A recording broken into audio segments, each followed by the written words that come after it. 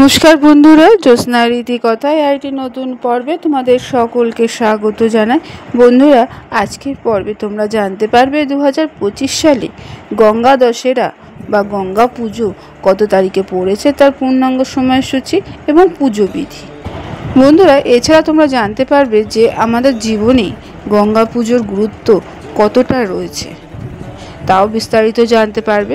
ভালো লাগলে অবশ্যই শেয়ার করে দেবে, লাইক করে দেবে, পাশের বেল আইকনটিকে অবশ্যই প্রেস করে রাখবে যাতে পরবর্তী এরকম কোনো ভিডিওর নোটিফিকেশন সবার আগে তোমাদের কাছে পৌঁছে যায়।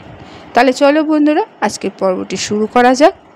বন্ধুরা, প্রতি বছর জ্যৈষ্ঠ মাসের শুক্লপক্ষে দশমী তিথিতে গঙ্গা দশেরা পালিত হয়।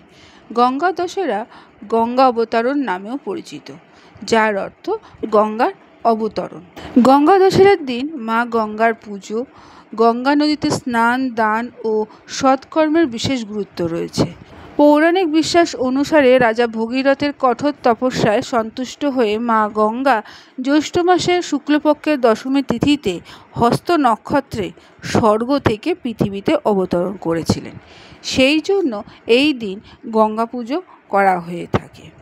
এইবার জানবো বন্ধুরা, 2025 সালে কবে গঙ্গা পুজোর শুভ তিথি পড়েছে। বন্ধুরা, পঞ্চাঙ্গ অনুসারে গঙ্গা দশেরা পালিত হবে বৃহস্পতিবার 5ই জুন 2025। দশমী তিথি শুরু হচ্ছে 4 জুন 2025 রাত 8টা 24 মিনিটে এবং শেষ হবে 5ই জুন 2025 রাত 10টা 45 মিনিটে। হস্ত নক্ষত্র শুরু হবে 5ই জুন রাত 12টা 5 মিনিট। হস্ত নক্ষত্র 6ই জুন ভোর 3টে 4 মিনিটে শেষ হবে। ব্যতিপাতা যোগ 5ই জুন 2025 সকাল 5টা 44 মিনিটে শুরু হবে এবং শেষ হবে 6ই জুন 2025 সকাল 6টা 43 মিনিটে। এরপরে আমরা জানবো যে এই পুজো অর্থাৎ গঙ্গা পুজোর আচার অনুষ্ঠান কীভাবে পালন করব। ব্রহ্ম মুহূর্তের সময় গঙ্গা স্নান করে শুদ্ধ বস্ত্র পরিধান করতে হবে।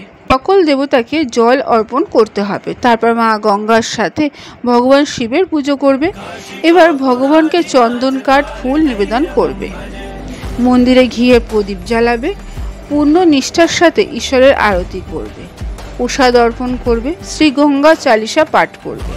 অবশেষে ক্ষমা প্রার্থনা করবে যদি কোনো ভুল করে থাকো। বন্ধুরা, জ্যৈষ্ঠ শুক্ল দশমীর দিন হস্ত নক্ষত্রে মা গঙ্গা স্বর্গ থেকে পৃথিবীতে অবতরণ করেছিলেন। মা গঙ্গাকে পৃথিবীর সবচেয়ে পবিত্র নদী হিসেবে বিবেচনা করা হয়। গঙ্গা যখন পৃথিবীতে এসেছিল বন্ধুরা, তখন এখানকার অনুর্বর ভূমি উর্বর হয়ে উঠেছিল। প্রতিটি অঞ্চলে সবুজের সমারোহ ছড়িয়ে পড়েছিল। সেই থেকে গঙ্গা দশেরা উৎসব উদযাপন করা হয়। হিন্দু ধর্মে গঙ্গা নদীকে দেবী হিসাবে পুজো করা হয়। তাই বন্ধুরা, আমাদের জীবনে এই গঙ্গা দশেরা উৎসবটি অত্যন্ত গুরুত্বপূর্ণ। বন্ধুরা, আজকের পর্বটি এখানেই শেষ করলাম। এতক্ষণ আমার ভিডিওটি দেখার জন্য ও শোনার জন্য তোমাদের অসংখ্য ধন্যবাদ।